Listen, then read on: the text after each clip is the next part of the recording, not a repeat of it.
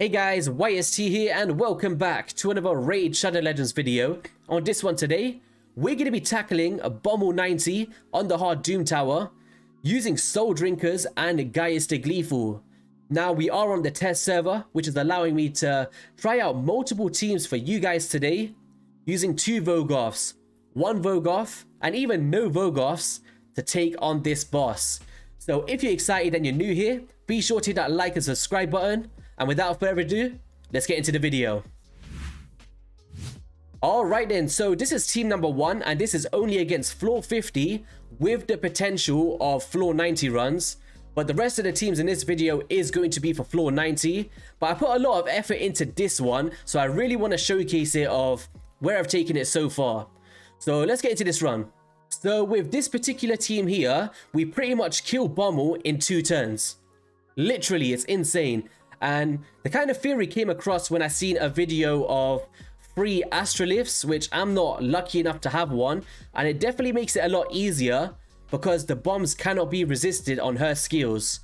But in this one here, the kind of hard part is trying to get the accuracy and the attack percent and the speeds for floor 90.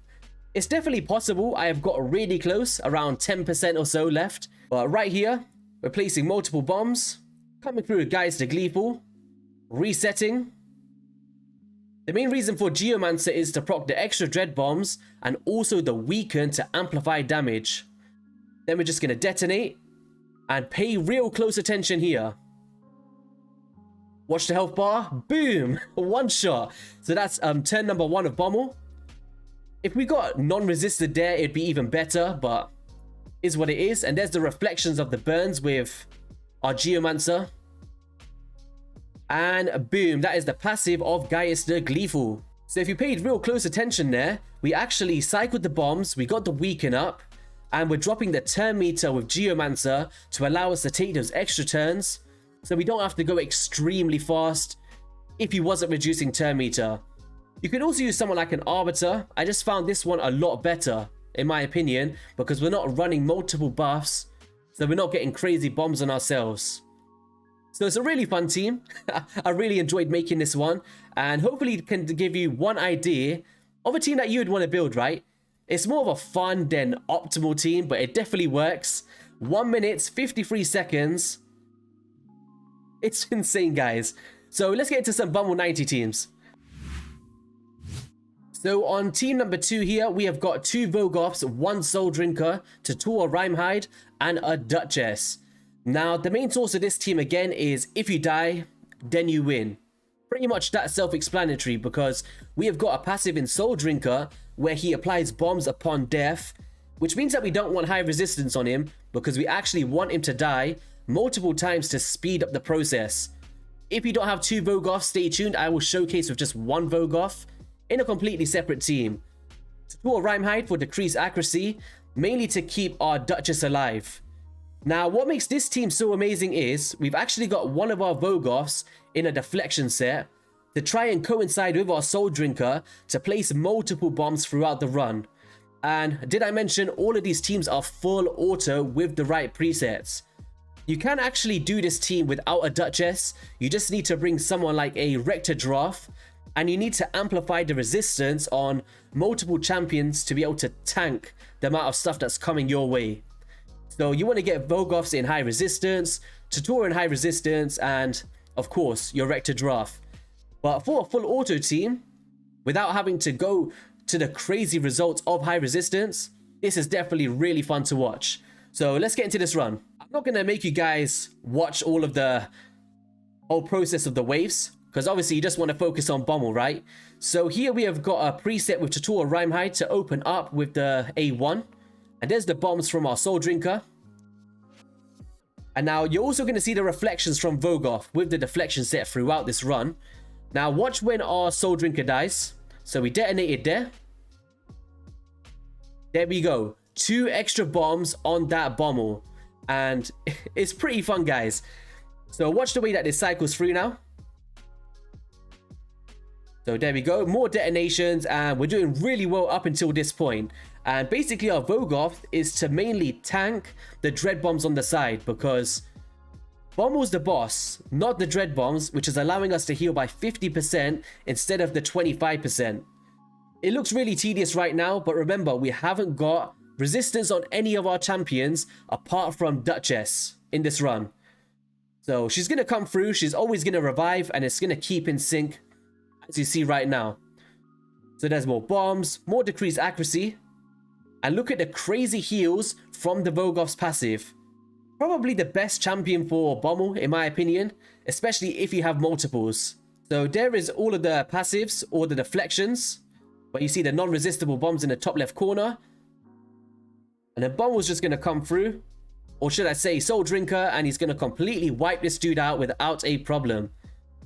It didn't take too long, it took about just under 6 minutes, but for a full auto team, considering we're just optimizing sustainability, this is a real fun team for you guys to consider. Now, it's insane. So I've actually done this team with a Gaius the Gleeful as well, so if you don't have a Souldrinker, as promised, I would showcase Gaius in floor 90. So let's go into that one, and then we will do the one Vogoth team.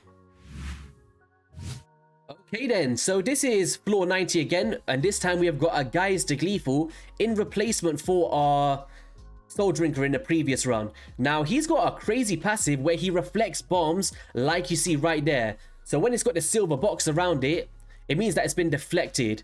And the deflections between him and the Vogoth set, you start to see yourself a crazy run. Now, we have got our Gaius the Gleeful built in a Swift Parry set. And the main reason for this is to manage to cycle through and survive extra turns. And also for that first run that I showed you, I really need him to survive one of the hits so he can make full use of his passive where he instantly activates bomb debuffs. So we just come through to turn count 177. We're doing pretty well right here. We're just going to place some more bombs out. Boom. Because he died, he instantly detonated, and he also deflected before he died with that 30% chance. And pretty much one more turn and we'll be good to go. And like I said before, if you've got a rector drath, you could easily just make a full tanky resist builds on most of your champions. It will still perform really well. So the whole concept of this video is you don't need high resistance to make this work. If you've got a Duchess, it's outstanding. She does need to be in high resistance. But literally everyone else here, you could see, was getting bombs on them 24/7. Still a really successful run. So let's go into the final team where we actually just use one Vogoth for you guys who don't have multiples. So this final team that I really wanted to showcase is based off a Souldrinker. We have got one Vogoth, a Geomancer to reflect the burns and amplify damage with the weaken debuff, and also to drop down the dread bombs so we can get through those burn reflections a lot more efficiently. Now, this is probably my favorite team out of the bunch. It's just really consistent and definitely something that I would highly recommend in comparison to the other ones, especially if you don't have a double Vogoth. It just really comes down to your rosters. I know that we're showing a lot of Vogoth today, which is why I showcased the first team for you guys who don't have it. And I hope you guys can appreciate how hard this boss is. I'm just trying to showcase the strategies that I kind of like to use when trying to take him down. So there's that burn debuff, which is going to allow us to reflect. Then we got some burns, decrease accuracy for our Duchess, and kaboom. We are then reflecting with the passive of our Vogoth because we are using the deflection set one. We're instantly detonating there with the A2 ability of Souldrinker. And there is some more reflections. And there's the passive. And pretty much a few turns in, we're already at 50% with one Vogoth. Bear that in mind here. So we're coming through, more burns. There's the weaken. We just need some revives for our Souldrinker. Gonna cycle through here. And boom, not an issue. There's that decreased accuracy coming in clutch, and AoE revive with our Duchess. So at this point here, we pretty much just need like one more bomb to go out. There's the burns. There we go. Decreased accuracy still on, which is not an issue. And pretty much once he takes his turn, he's gonna die. Boom. He literally killed himself. So this team here, we've got 1 million damage, or 1.3 on Geomancer. We've got 500,000 on Souldrinker, and only one Vogoth in the team in 4 minutes. So yeah, I hope you guys enjoyed these teams, and let's go into the inventory and check out how I built my champions today. Let's go. Alright then, so let's start off with Vogoths. This one's in a Guardian set, which allows you to absorb some more damage. And pretty much just high HP, high sustainability, and slow speeds, so you're not consistently proccing bombs, allowing your other champions to always be under a stun. So that's pretty much it with him. I'm going down to the War Master Masteries, just to make sure that we can get some extra damage out throughout the run. Now, this is my deflection one. I am actually really limited on this gear set. And this one is at 92,000 HP, 3,000 defense, no accuracy, and no speed. And once again, no resistance to prove that you can do it without it. We have then got a Souldrinker right here. And this one's a relatively fast one because, of course, I'm going up against Bommal 90. And I want it to take as much turns as possible. You could potentially drop this down and go Relentless build. That would work out really nice as well. And we got 6,000 attack, 251 accuracy, or 251 speed, and 328 accuracy. That's the problem with Souldrinkers, because once you get up to Bommal 90, you need to have accuracy stats, which makes you have to mitigate attack percent. It's unfortunate, and that's why the first strategy I was really struggling with. Gaius the Gleeful is in a Swift Parry set, and we have got him at 6,100 attack, 239 speed, and 300 accuracy.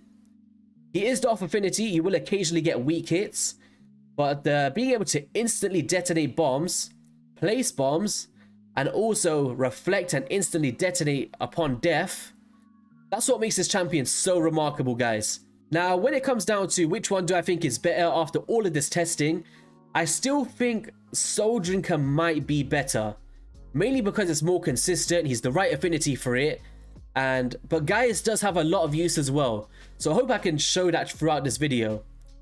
This Kaimar here, I just had to slow him down completely for that first run, so 218 speed and a Guardian set, just trying to tank some hits. You don't need it, it was just me trying to test it out because we are on the test server.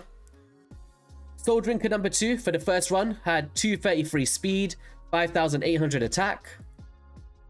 Geomancer is the fastest one, but you don't need it this fast. Because I was trying to do that first team on floor 90, I needed him to go at these speeds. Preferably around 250, I think is a really nice place to sit. Now this is my Duchess. We have got a 523 resistance and some decent HP. Definitely not the best build in the world, but it definitely works as you see today. Masteries have just gone defense and support tree, and that's my kind of PvP ones. And to Tua Rhyme we've just gone full perception, trying to get a blend of resistance and accuracy, with some nice speed and sustainability. Masteries, War Master, and support tree. And before we wrap up, there is some honorable mentions. So Astrolith, really solid champion. Lord Shazar, War Mothers, you name it. If they got bombs in the kit, you could probably replicate a team like you've seen in today's video. But if you did find this useful and you want to see more videos like these, be sure to hit that like and subscribe button, and I'll catch you guys on the next one. Peace.